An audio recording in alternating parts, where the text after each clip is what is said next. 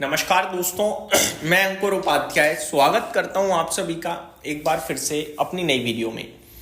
दोस्तों यहाँ पे आप सभी के साथ 4 स्टॉक्स के बारे में बात करूंगा। 4 की 4 न्यू एज कंपनियां हैं। नेक्स्ट लेवल एक्शन चल रहा है, तेजी चल रही है बाजार में। उठा पटक, मंदी, तेजी, सेलिंग, बाइंग, कुछ भी हो, ये स्टॉक ट्रेड कर रहे हैं हाइस पे। पहले स्टॉक का नाम है दोस्तों इटर्नल। चारों कंपनियां ई कॉमर्स से रिलेटेड हैं, आप ये कह सकते हो न्यू एज बिजनेस टाइप हैं। अब अगर मैं इटर्नल की बात करूं तो आप सभी को पता है लगातार हाइस पे ही रह रहा है ये स्टॉक, तो कंटिन्यू तेजी में दिखा है हम सभी ने। 326 रुपए के लेवल्स पे आज बंद हुआ है। 331 का इसका लाइफ हाई है। इसके लिए कल एक खबर आई थी जहां कंपनी ने कहा था कि प्लेटफॉर्म फीस जो है फूड डिलीवरी पे वो बढ़ाई गई है। जो पहले 10 रुपए थी अभी 12 रुपए कर दी गई है, यानी 20% का हाइक है।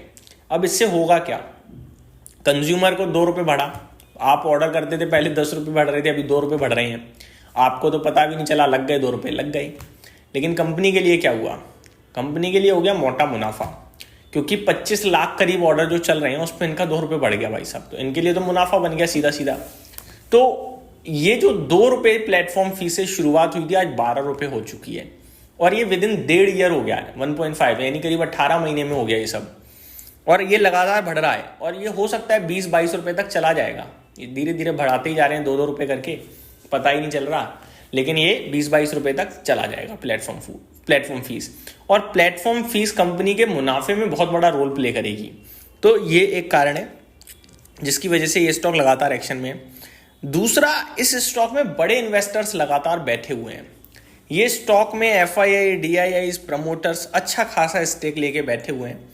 पब्लिक कैटेगरी के पास थोड़ा बहुत ही है, ज़्यादा नहीं है। लेकिन इस स्टॉक पे मैं लॉन्ग टर्म के लिए बैट करने के लिए नहीं कहूँगा, ये मेरा अपना कॉन्ट्रा कॉल है। और ये क्यों है, वो मेरा अपना ही रीज़न है। वैल्यूएशंस को लेकर मुझे भी ग्रोथ दिखती है, लेकिन मैं कितनी भी ग्रोथ हो जाए इस वैल्यूएशन, 3 लाख करोड़ के मार्केट कैप पे तो नहीं लूँगा यार। कितना बढ़ जाएगा यार, खुद सोचो ना। 3 लाख करोड़ का मार्केट कैप बहुत होता है। मतलब इटर्नल, ब्लिंकिट अगर ग्रो कर रहा है तो जेप्टो भी खड़ा है भाई। कॉम्पिटिशन तो आ ही जाता है हर सेगमेंट में। तो 3 लाख करोड़ का मार्केट कैप बहुत बड़ा मेरे हिसाब से होता है। बाकी जब तक इस स्टॉक में बड़े इन्वेस्टर्स इन्वेस्टेड हैं और वो पैसा लगा रहे हैं, तब तक तो कहीं नहीं जाएगा ये स्टॉक। बट स्टॉक एक्शन में भी चल रहा है, खबरों के में था वो मैंने आपके साथ शेयर कर दिया। दूसरा स्टॉक है दोस्तों पेटीएम। ये लगातार 52 वीक हाई पे हाई लगा रहा है आजकल तो भाई साहब, ये नहीं रुक रहा। पेटीएम की बात करें तो आज भी स्टॉक में 1288 की क्लोजिंग देखने को मिली है। 1292 के करीब का इसने 52 वीक हाई हिट किया है।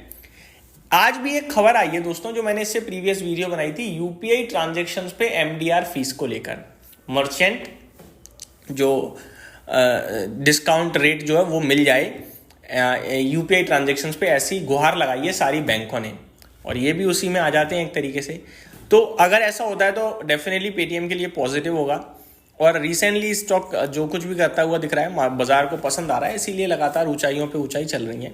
मैं फाइनेंशियल्स को लेकर तो कुछ नहीं कहूँगा, 80,000 करोड़ का मार्केट कैप हो चुका है। मैं टेक्निकल्स को लेकर जरूर कहूँगा, और वो ये है कि ये स्टॉक जब तक आपके लिए 20 EMA के ऊपर है तब तक मेरे को नहीं लगता बेचना चाहिए।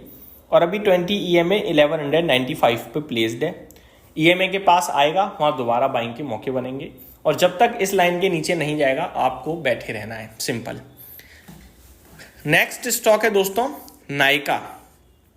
यहां भी तेजी शुरू हो गई है, और ये मैंने डिस्कस भी किया था टेक्निकली भी कि 205.8 के ऊपर जो है निकल रहा है। 233 रुपए तक का व्यू दिख रहा है, आज 237 हो गया है। ये और फ्रेश राउंड ऑफ तेजी के लिए स्टार्ट हो रहा है, मुझे ऐसा लग रहा है। अभी क्या है कि इसने एक प्रीवियस अपना लेवल भी ब्रेक कर दिया है। तो मैं सिर्फ यही कहूंगा कि जिसके पास भी है वो बैठे ही रहें, बेचकर जाके अभी भी फायदा नहीं है ऐसे स्टॉक को, क्योंकि स्ट्रेंथ तो दिख रही है स्टॉक में, नो डाउट। और मैं इसमें भी 20 EMA का स्टॉप लॉस लगाएंगे तो बहुत अच्छी बात है। और अगर नहीं भी लगाएंगे तो मैं आपसे ये बोलना चाहूँगा कि स्टॉक कभी भी आपके लिए गिरकर नीचे अराउंड 230 के आसपास 5-7 रुपये नीचे गिरे तो दोबारा बाइंग के मौके तलाशें।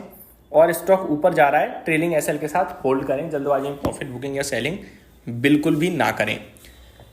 Last but not the least, ये हाइस पे तो नहीं है लेकिन बीते कुछ दिनों में बहुत बड़ा एक्शन हुआ है। मोबीक्विक, आपको याद ही होगा इसके IPO को बहुत ही तगड़ा रिस्पॉन्स मिला था, लेकिन IPO के बाद इसमें गिरावट भी बहुत तगड़ी हुई, इशू प्राइस के भी नीचे निकला। 210 रुपए के लो लगाकर अभी बीते एक हफ्ते में शेयर 30% चल गया है। इनफैक्ट एक हफ्ता भी नहीं, 3 से 4 ट्रेडिंग सेशंस में 289 रुपीज पे आज बंद हुआ है स्टॉक। आज भी बढ़िया तेजी थी, कल तो आई थिंक 20% का सर्किट ही लग गया था शायद। ये सब क्यों हुआ है और क्या करें दोस्तों? इसके पीछे रीजन जो मैंने चेक किया, मुझे मिला कि एक इन्वेस्टर थे आबू धाबी के, उन्होंने पूरा का पूरा स्टेक खाली किया है इस स्टॉक में और उसके बाद चल रहा है ये शेयर। एक्चुअली में उनका नाम था आबू धाबी इन्वेस्टमेंट अथॉरिटी, जिन्होंने 16.5 लाख शेयर समथिंग बेचे हैं और पूरा स्टेक ही बेच दिया एक्चुअली में, जितना भी वो ओन करते थे। टोटल जो है वो 2.1% इक्विटी थी, वो उन्होंने बेच दिया है। इसके अलावा पीक एक्सव्यू पार्टनर्स के पास 9.92% है, सिस्को सिस्टम के पास है 1.5%, अमेरिकन एक्सप्रेस ट्रेवल के पास है 1.34%, गवर्नमेंट पेंशन फंड्स के पास 3% है। तो ये सब इन्वेस्टर्स हैं। रिसेंटली भी बहुत कुछ इस स्टॉक में ब्लॉक डील के रूप में होता हुआ देखा है हम सभी ने, कि जहाँ पे स्टॉक में काफ़ी सारे सौदे हुए हैं। लेकिन मेन खबर जो है वो यही थी कि यहाँ पे अबू धाबी इन्वेस्टमेंट अथॉरिटी ने जैसे ही शेयर बेचा, शेयर शूट कर गया है। मैं ये कहूँगा कि ये कोई खबर नहीं बनी कि इसकी वजह से भाग रहा है ये शेयर। अगर किसी के पास है, डेफिनेटली आप चाहो तो होल्ड कर सकते हो, मोमेंटम को प्ले कर सकते हो। लेकिन इनकेस ये स्टॉक वापस से गिरता है तो अवॉइड भी कर सकते हो आप, जिसके लिए आप इसे स्टॉप लॉस चाहो तो लगा लीजिए 265 to 270 के आसपास का। ये मेरी तरफ से आपके इन चारों स्टॉक्स पे अपडेट थी। उम्मीद करता हूँ डिटेल्स पसंद आई होंगी। Thank you so much for watching this video. Have a great day guys.